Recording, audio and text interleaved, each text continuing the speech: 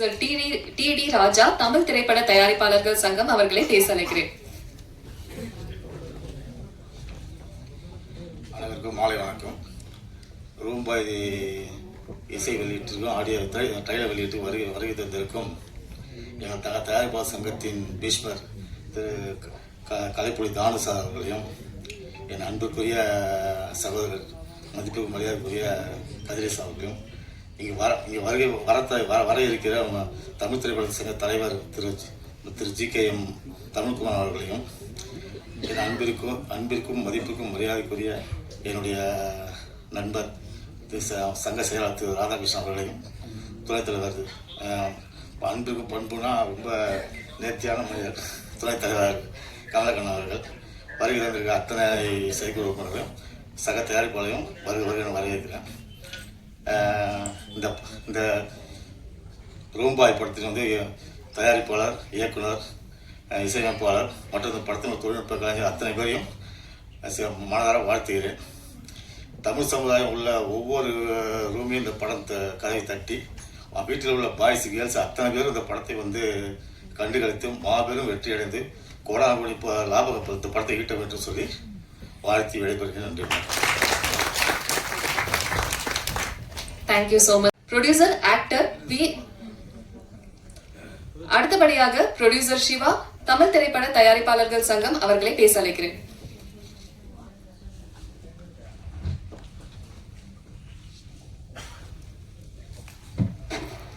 எல்லாருக்கும் வணக்கம். ரூம்பன் திரைப்படம் வந்து நல்லபடியாக வந்து வெற்றி பெற என்னுடைய வாழ்த்துக்கள். லவ் மேரேஜ் திவ்யா அவர்களே ஒரு சில வார்த்தைகள் பேச அழைக்கிறேன்.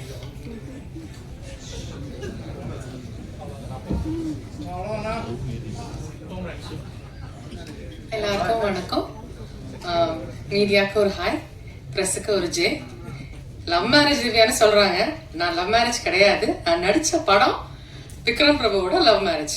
அதனால எல்லாரும் சேர்ந்து கூட்டு முயற்சியா லவ் மேரேஜ் திவ்யான்னு வச்சுட்டாங்க. ரூம்பாவை பொறுத்த வரைக்கும் வெரி வெரி பியூட்டிஃபுல் ஃபேமிலி.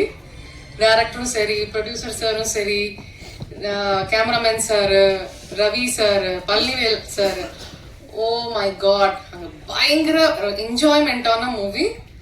எனக்கு நான் பண்ண ரோலை விட அங்கே நடந்த விஷயங்களை பார்த்தா அதுவே ஒரு படமாக எடுக்கலாம். அவ்வளோ பியூட்டிஃபுல்லான ஒரு மொமெண்ட்ஸ்.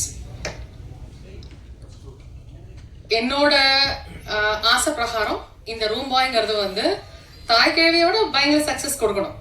ஏன்னா அவ்வளோ டெடிகேஷன் இருக்கு.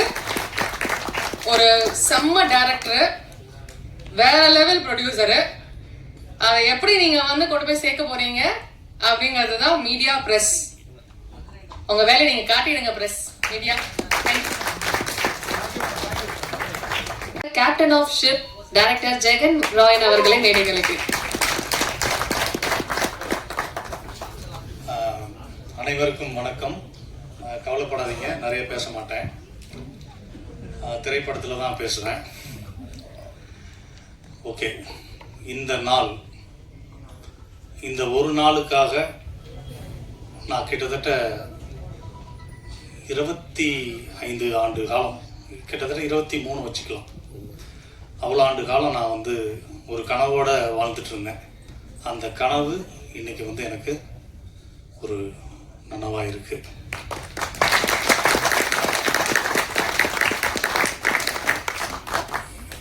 இந்த மகிழ்ச்சியான இந்த இசை வெளியீட்டு விழா நிகழ்ச்சியை இன்னைக்கு என் கூட இல்லாம இருக்கிற என்னுடைய அப்பா NV சுந்தரம் அவருக்கு நான் வந்து சமர்ப்பிக்கிறேன்.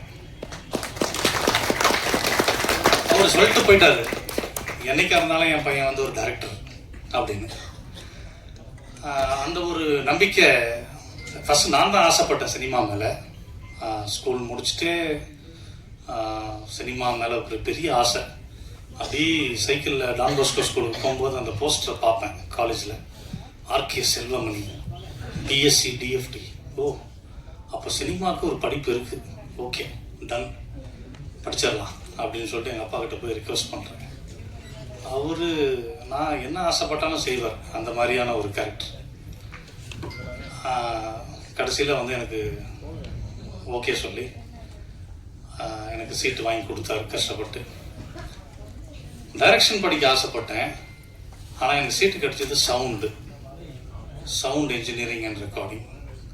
என்னடா அது சம்மந்தம் இல்லாமல் கிடைச்சிருக்கு, சரி பரவாயில்ல அது படிப்போம், அது படிச்சுக்கிட்டே அதை கற்றுக்கலாம் அப்படின்னு சொல்லிட்டு அதை படிச்சுட்டு அதை கொஞ்சம் உருப்படியாக படித்ததுனால அதுக்கு ஒரு ஸ்டேட் அவார்டு கிடைச்சிது.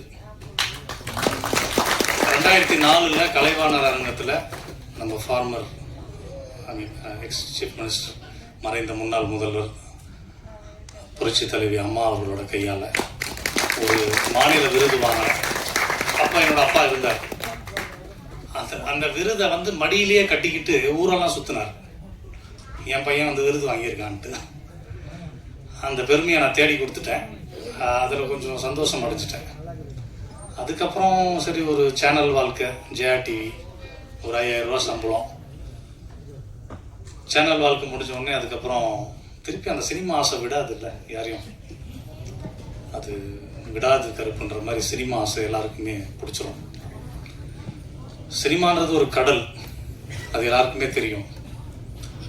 அதில் மூழ்கி முத்தெடுத்தவங்க சிலர், மூழ்கிட்டவங்க பலர். அதெல்லாம் வந்து பார்க்கும்போது ரொம்ப கஷ்டமாக இருக்கும். இருந்தாலும் எனக்குள்ள ஒரு நம்பிக்கை இருந்துகிட்டே இருந்துச்சு, கண்டிப்பாக ஜெயிச்சிருவோம்ட்டு.